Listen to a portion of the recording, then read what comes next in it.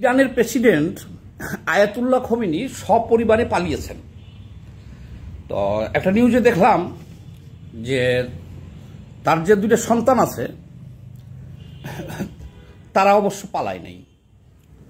তার যে সন্তান দুটো আছে তারা আছে, দুই সন্তান রেখে উনি সপরিবারে পালাইছে। আবার ওইদিকে ডোনাল্ড ট্রাম্প বলতেছে যে খোমেনি কোথায় আছে এটা আমাদের জানা আছে, তবে খোমেনিকে এখনই হত্যা করার দরকার নাই। এটা ডোনাল্ড ট্রাম্প একেবারে বিশ্ববাসীর সামনে বলছে যে ইসরায়েল খোমেনিকে হত্যা করতে চেয়েছিল, কিন্তু আমরা হত্যা করতে নিষেধ করেছি। আচ্ছা, এখন আমরা দেখব যে এই যুদ্ধটা কেন শুরু হলো ইসরায়েলের সাথে, আর এটার শেষ পরিণতিটা কি হইতে পারে, আর এখন কি হইতেছে। বাংলাদেশে থেকে আমরা ফেসবুকে যেগুলো দেখতেছি বা বাংলাদেশের মিডিয়ায় যেগুলো দেখতেছি, এখানে কোনো সত্য খবর নাই, কোনো সত্য খবর আপনি পাবেন না। এখানে একচেটিয়া ইরানের পক্ষে বলতেছে, যারা সম্ভবত কারণেই ইরানের সমর্থক, মুসলিম দেশ, আমরা মুসলিম কান্ট্রি, ইরানকে ভালোবাসে। কাজেই এখানে যা কিছু নিউজ পাচ্ছি আমরা, এগুলো সব হলো 90% হলো ভুয়া, 90% ভুয়া। একসময় ওইদিকে দেখবেন যে ইরানের পতন হয়ে গেছে, ইরান সরকার পালাই গেছে, কিন্তু বাংলাদেশে দেখবেন বা এই সামাজিক যোগাযোগ মাধ্যমে দেখলে সেটার কোনো পাবেন না, সে ধরনের কোনো নিউজ পাবেন না। তাহলে কেন এই যুদ্ধটা হঠাৎ করে ইসরায়েলের সাথে ইরানের শুরু হলো? এই যুদ্ধটা কিন্তু নতুন কিছু না। ডোনাল্ড ট্রাম্প ক্ষমতায় আসার পরে ইরানকে 60 দিনের সময় দিয়েছিল, যে 60 দিনের মধ্যে ইরানকে চুক্তি করতে হবে যে তারা পরমাণু অস্ত্র বানাবে না, পরমাণু অস্ত্র বানাবে না, ব্যবহার করবে না, এই চুক্তিতে তাদের আসতে হবে, এবং পরমাণুর যে আছে তাদের পরিকল্পনা ওটা পরিত্যাগ করতে হবে। 60 দিন সময় দিয়েছিল। এই কয়েকদিন আগে ওই 60 দিনের সময়টা পেরিয়ে গেছে, 60 দিনের সময় পেরিয়ে গেছে। আর ইসরায়েলের কাছে তথ্য আছে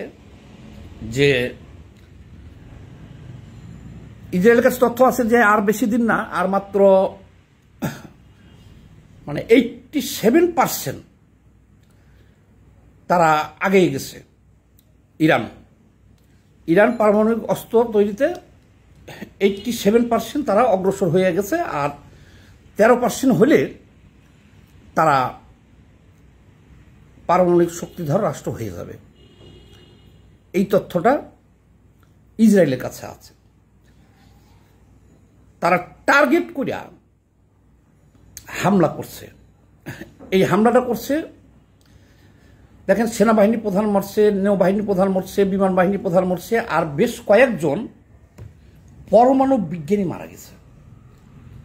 তাহলে ইসরায়েলের টার্গেট কোনটা, আর ইসরায়েলের আতঙ্ক কোনটা?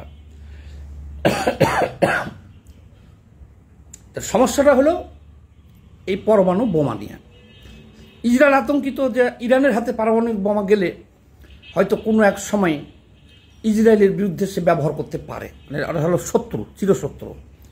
আর সবসময় এরা ফিলিস্তিনের পক্ষে কথা বলে, বলিষ্ঠ ভূমিকা রাখে ইরান। তাহলে ইরান যদি পারমাণবিক বোমা পেয়ে যায়, এটা অস্তিত্বের প্রশ্ন হলো ইসরায়েল এটা মনে করে। এই জন্য তারা হামলাটা চালাইছে হলো পারমাণবিক বোমার যে সমস্ত বিজ্ঞানী আছে তাদের উপরে, আর ওই কেন্দ্রের উপরে। এখন কথা হলো যে আমরা যতই হইচই করি, ফালাফালি করি, লাফালাফি করি, কিন্তু হামলাটা তো করাইলো হলো ডোনাল্ড ট্রাম্প। ও নিজে না করে ইসরায়েলদের দিয়ে করাইছে, এবং সে নিজে সাথে আছে। যে ওই দিনকে বলছে কালকে বলছে যে নিঃশর্তভাবে, ইরানকে বলতেছি নিঃশর্তভাবে তোমরা আত্মসমর্পণ করো। তাহলে আত্মসমর্পণটা কি করতে হবে তাদের? তাদের আত্মসমর্পণ নিঃস্বার্থভাবে করতে হবে যে আমরা পারমাণবিক কর্মসূচি থেকে ফিরে আসলাম এবং আমরা চুক্তি সই করব। এই কথাটা বললে হামলা থেমে যাবে, ইরানের সরকার নিরাপদ। কিন্তু এখন এই কথা কি ইরান আর বলবে? বলবে না। আচ্ছা যাক, এখন এই যে হামলায় যে ক্ষয়ক্ষতিগুলা দেখতেছেন, ইরাককে কিন্তু ধ্বংস করছে হলো এই পারমাণবিক অস্ত্রের কথা কাহিনী সৃষ্টি করেই, কিন্তু যে এই নিষিদ্ধ হলো এই পারমাণবিক অস্ত্র, এটা ইরানে তৈরি করতেছে, ইরাক তৈরি করতেছে, তদন্ত করতে দিতেছে না, ইরাক তৈরি করতেছে।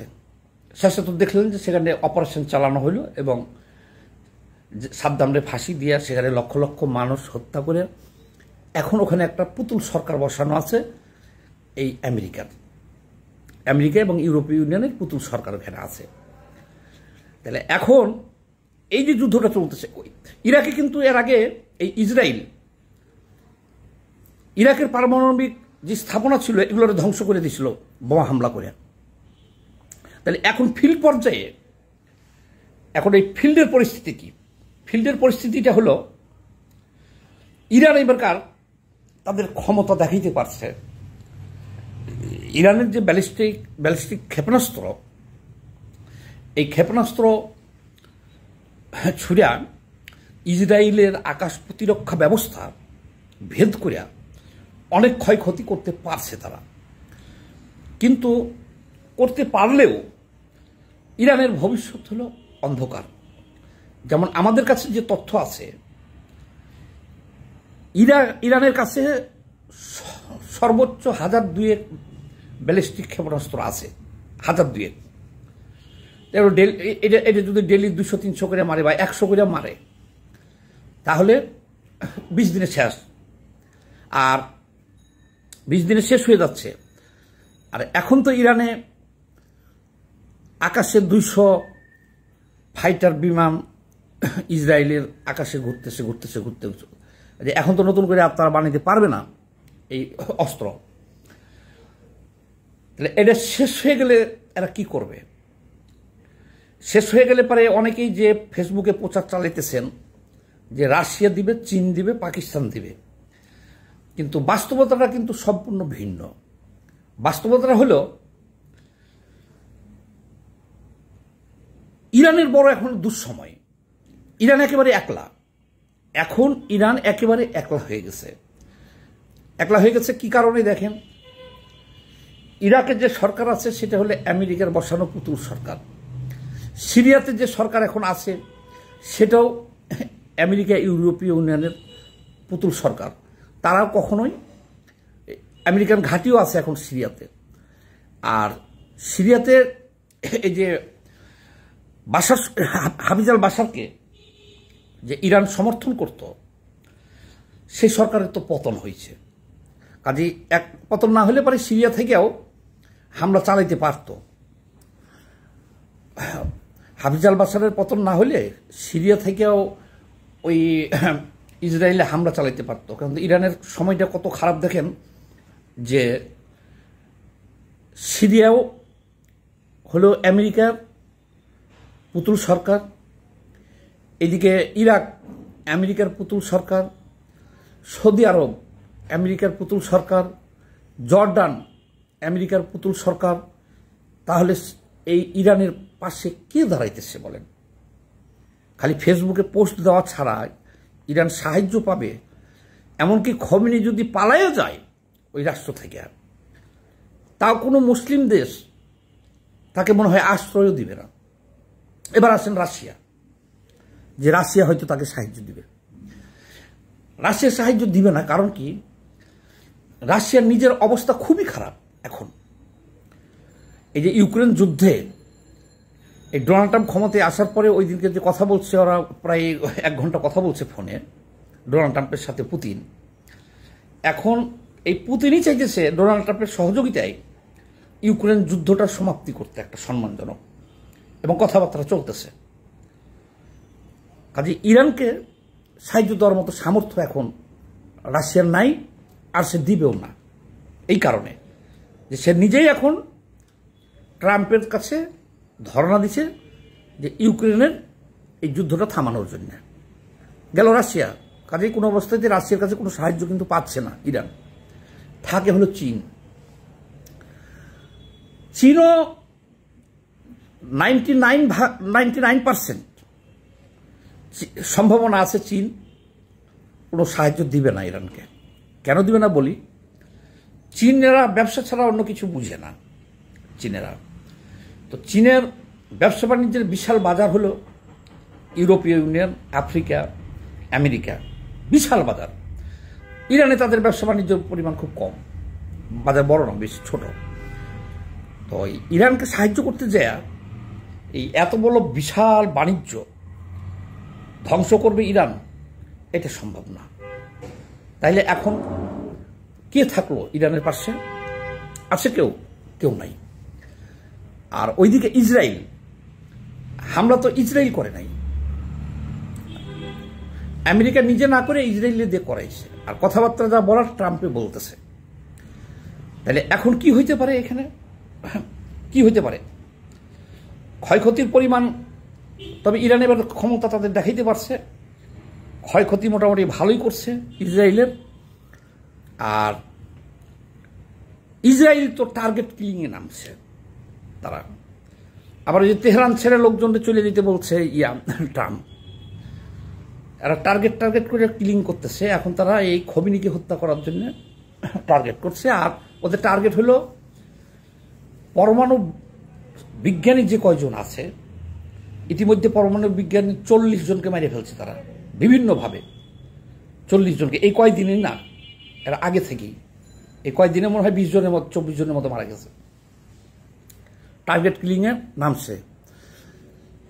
ইসরায়েলের যে অস্ত্র ভান্ডার, এটা এই একটা বিশাল অস্ত্র ভান্ডার তাদের।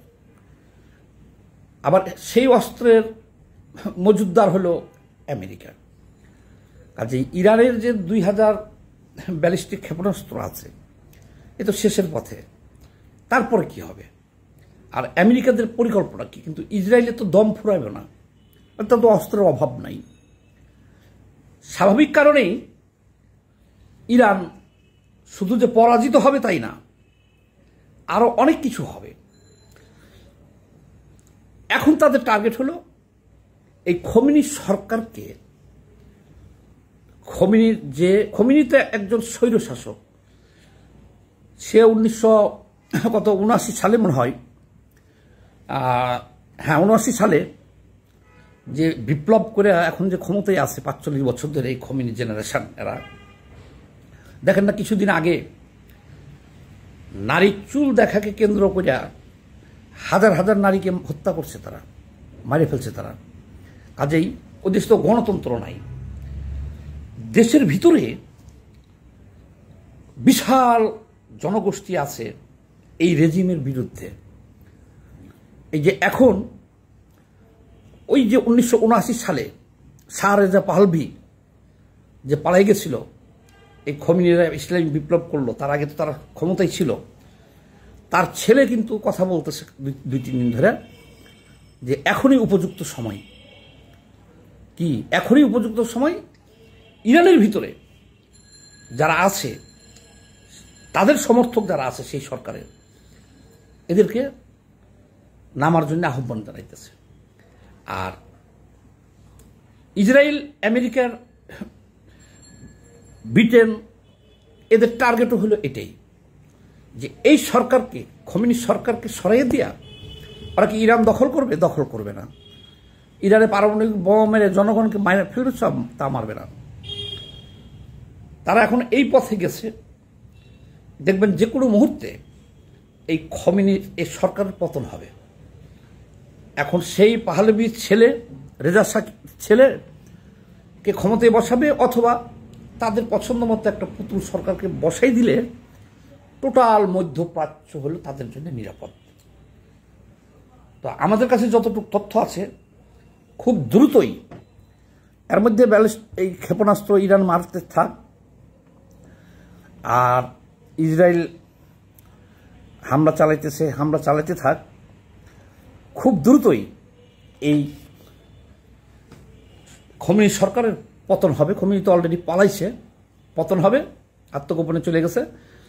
আর পতন না হলে ইরানকে একেবারে তামাতামা করে দেবে। তো পরিশেষে একটা কথা বলতেই হয় যে ইরান মধ্যপ্রাচ্যের সবগুলো দেশই তো আমেরিকার বশ্যতা স্বীকার করছে, ইউরোপীয় ইউনিয়নের। কিন্তু সে সাদ্দামের মতো সেও মেরুদণ্ড সোজা করে শেষ পর্যন্ত লড়াইটা সে করে গেল। এটা একটা ভালো দিক। তবে এটা করাটা উচিত হয় নাই, কিন্তু সে করে গেল। উচিত হয় না বলছে এই কারণে, ওর দিক দিয়েও ঠিক আছে, কিন্তু টিকতে পারবো না। পরিণতিটা এই সাদ্দামের মতোই হইতে যাবে এবং খুব দ্রুত। সবাই ভালো থাকবেন, ধন্যবাদ।